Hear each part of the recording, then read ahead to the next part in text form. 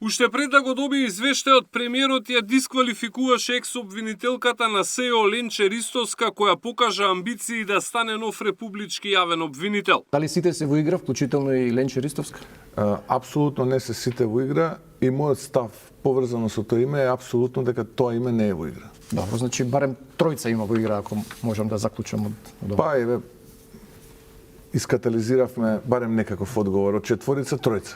Кога кандидат однапред се исклучува без анализа на неговата програма и професионален пат, тоа отвора прашање за природата на критериумите што се применуваат, порача обвинителката Ристовска во писмено соопштение.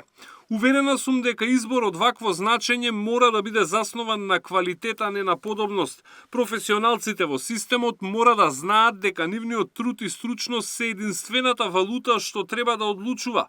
Во спротивно ризикуваме да испратиме порака дека без разлика на компетентноста, подобноста е примарна, а тоа не е патот по кој треба да се движи едно демократско општество, напиша Ристовска во својата реакција.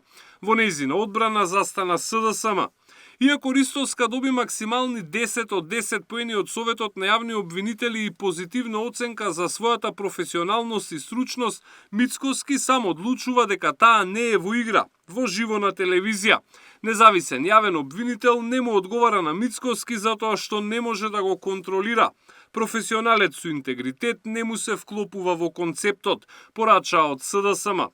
Ристовска да престане да лобира кај функционери од ВМРО ДПМН реагира од владеачката партија. Ова се други времења и потребни се интегритет, професионалност, одговорност. Дури и во МАМАС, како фирма, примале лица со повисоки критериуми од критериумите кои ги практикувале при прием на кадри во СЈО. Инаку мора да сме искрени, подобноста е најсилниот атрибут и особина на Ристовска и нејзиниот неизбор е токму сигнал дека тоа овде не е пресудно, туку далеку поразлични и побитни критериуми, се вели во реакцијата на ВМРО ДПМН. По исклучувањето на Ристовска во игра за нов републички јавен обвинител остануваат обвинителите Топалова и Сајловска и Раичевиќ, како и судијата Савески. Од овие три имиња владата треба да избере едно и да му го предложи на собранието за гласање. Александар Спасовски, Сител телевизија.